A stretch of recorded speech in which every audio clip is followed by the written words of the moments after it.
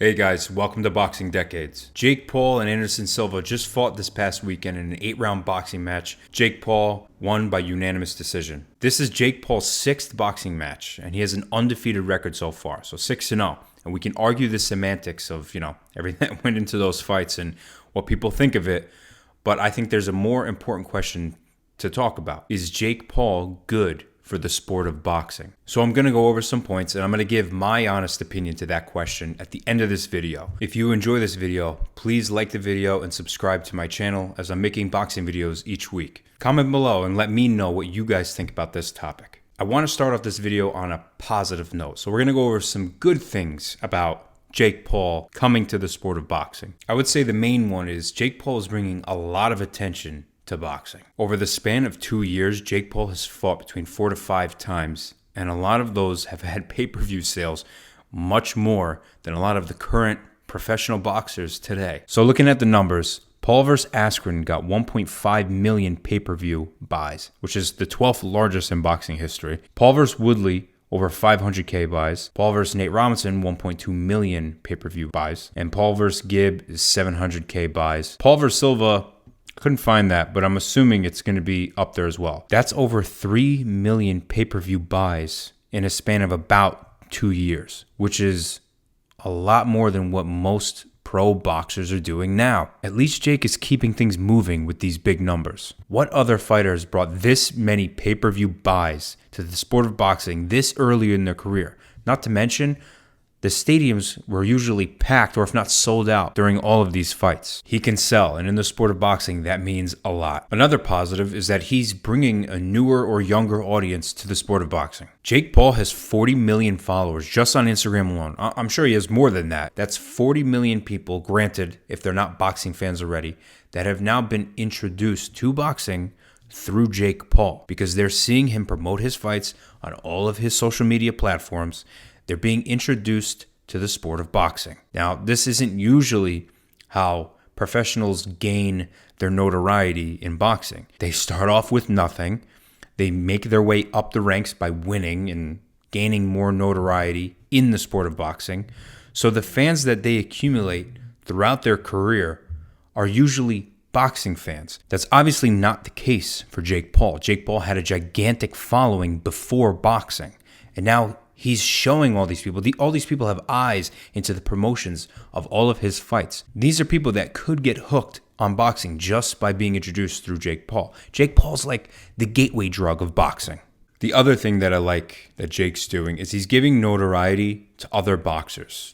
Up-and-coming boxers or boxers that don't really have the notoriety yet. The two that obviously come to mind is Amanda Serrano and Ashton Sylvie, however the fuck you say it. I mean, those two right there are most likely two boxers you have never heard of before Jake Paul.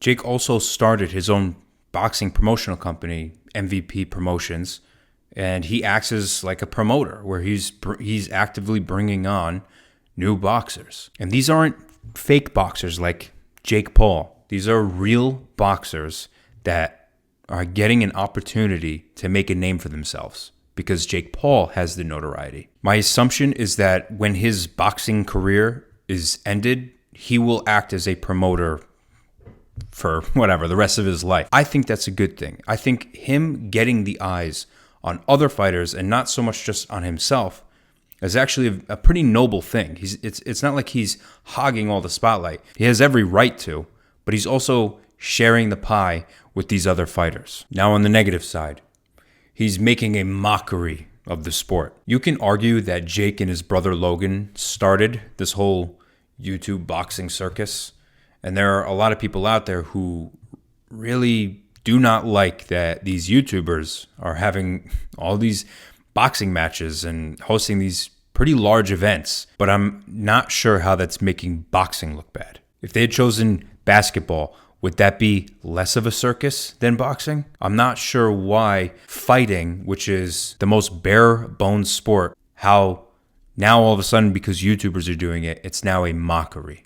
Why not just let these guys beat the shit out of each other and take it for what it is, entertainment? So what Jake Paul keeps calling out UFC fighters. How is an ex-Disney star beating legit UFC fighters embarrassing for the sport of boxing. Wouldn't that make the UFC look bad more than boxing? Also, celebrities have been doing boxing events and boxing matches for years. This isn't anything new. There was literally a show called Celebrity Boxing. I say keep boxing as the sport that these celebrities and YouTubers use to squash their beef or make money, whatever it is, because they're keeping boxing alive. Now, a question based off of the mockery is, are these fights rigged?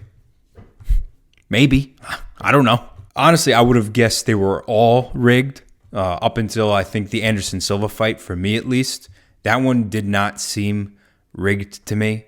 It seemed exactly how a 48-year-old man would do against a young 25-year-old virile dude who's hungry to win. Now, obviously, I can't actually prove this, but in my opinion, yeah, I think Askren and the Woodley fights were rigged. That's just the way it seemed to me. I think Nate Robinson got knocked the fuck out. Like I said, Silva might have actually fought for real and lost against Jake. Be that as it may, real boxers also put on this same type of clown show. I love how people act like boxers never taken a dive or done some stupid scandalous shit to win a fight. Boxing is a dirty sport and it always has been. So to say that Jake Paul is making a mockery because he's rigging those fights, again, can't prove any of that. I think that's not enough to say that he's making a mockery coming from a sport that usually has these type of scandals. If it is true, do I think it's a good thing? No, it's not a good thing to rig fights. I mean, you're essentially putting on a WWE act. But the way that I think about it is it's still a good show and it still gets a lot of viewers, which if they don't know if it's not rigged, they can still become potential boxing fans. It is what it is type situation for that one. So the last point that I've heard is he doesn't actually fight real boxers. So that's part of the mockery. And to that, I would say, yes, he doesn't fight real boxers.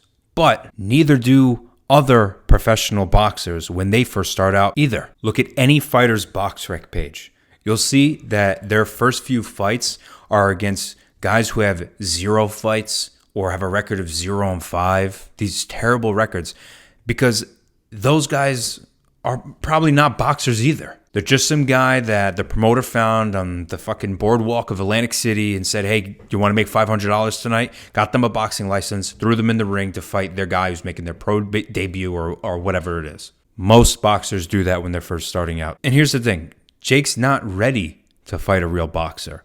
I know he talks a lot of shit, and it is annoying, but it's too early in his career to go against somebody like, Canelo or whatever, obviously, because that'd be a stupid fight. You'd get his shit rocked. There will be a time where Jake actually fights a real boxer. Hopefully. I hope he does.